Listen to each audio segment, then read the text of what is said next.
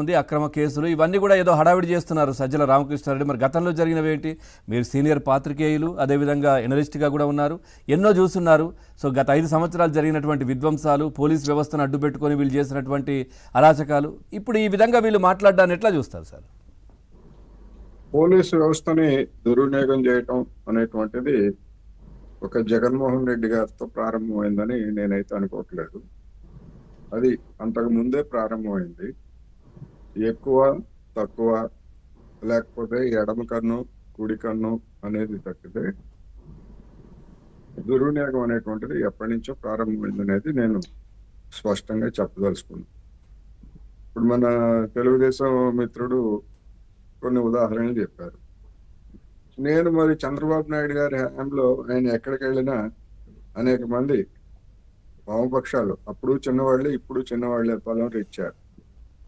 అనేక ప్రజా సంఘాల వాళ్ళని, వామపక్షాల వాళ్ళని మరి ఏమి శాంతి భద్రతలు సృష్టిస్తారని చెప్పేసి ఇళ్లకే పరిమితం చేశారు. మన అధికారానికి వచ్చినటువంటి తొలి రోజుల్లో ఇదే పోలీసు కడప జిల్లాలోనూ ఎక్కడో వామపక్షాల నాయకుల్ని గృహ నిర్బంధం చేస్తే లోకేష్ గారు స్పందించి అలాంటివి చేయొద్దు అని చెప్పేసి చేసినటువంటి ప్రకటనని మనం ఈ సందర్భంగా గుర్తు తెచ్చుకోవాలి.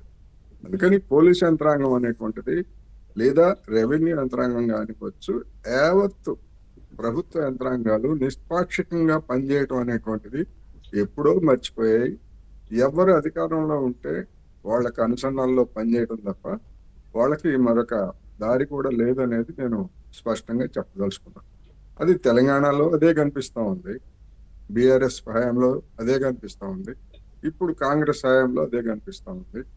ఆంధ్రప్రదేశ్ కూడా దానికి ఏమీ భిన్నమైనటువంటి ఏమీ కాదు. అందుకని సజ్జల రామకృష్ణారెడ్డి గారు చెప్పొచ్చు, ఎందుకంటే ప్రతిపక్షంలో ఉన్నాడు కనుక తన క్యాంపుని నిలబెట్టుకోవాలి కనుక అటువంటి మాటలు చెప్పొచ్చు. మనకి తెలియదేముంది, చంద్రబాబు నాయుడు గారి అరెస్ట్ గురించి మన డిస్కషన్స్ లోనే అనేక సందర్భాల్లో ఏ విధమైనటువంటి తప్పుడు పద్ధతులు అనుసరించారో, ఏ విధమైనటువంటి అక్రమ పద్ధతులు అనుసరించారో స్పష్టంగా చెప్పుకున్నాం. అందువలన అదే పోలీస్ యంత్రాంగం కదా ఇప్పుడు. వాళ్ళకి ఏమన్నా మారు మనసు పుచ్చుకున్నటువంటి వాళ్ళు ఎవరైనా ఉంటారా? ఉండరు. నేనేమంటున్నానంటే ఇప్పుడున్నటువంటి ఈ 3 పార్టీల కూటమిని కూడా అదే పోలీస్ యంత్రాంగం తప్పుదారి పట్టించేటువంటి అవకాశాలు కూడా ఉన్నాయి.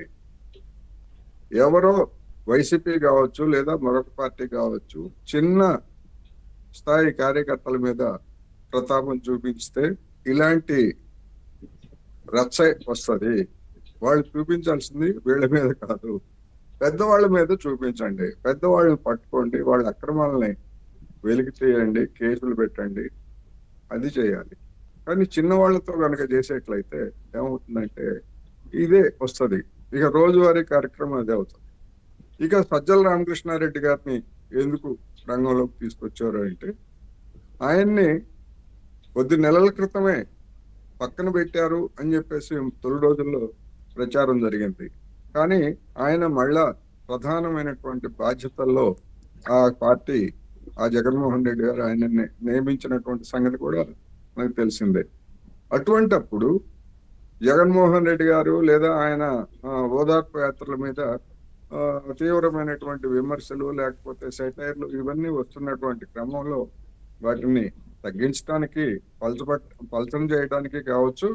రెండోది, ప్రత్యామ్నాయంగా మరొక నాయకుడు ఎవరో ఓదార్పు యాత్రలు చేసేవాళ్ళు లేరా అనేటువంటి ప్రశ్న కూడా వస్తుంది.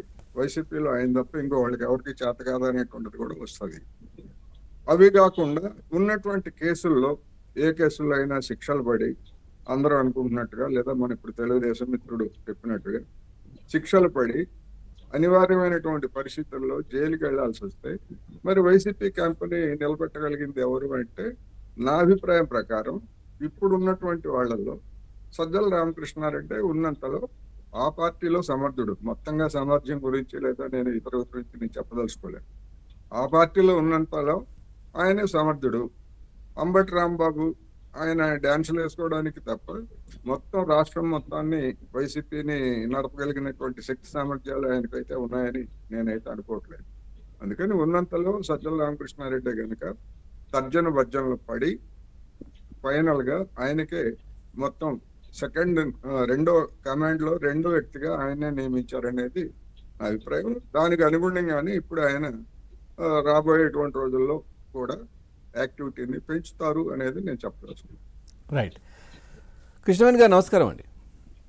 నమస్కారం సార్. రైట్. ఏంటి కూటమి ప్రభుత్వంలో కూటమి పాలనలో స్వేచ్ఛ లేదంట, పోలీసులు చేరిన నిర్బంధాలు ఇబ్బందులు కలిగిస్తున్నారని చెప్పేసి సజ్జల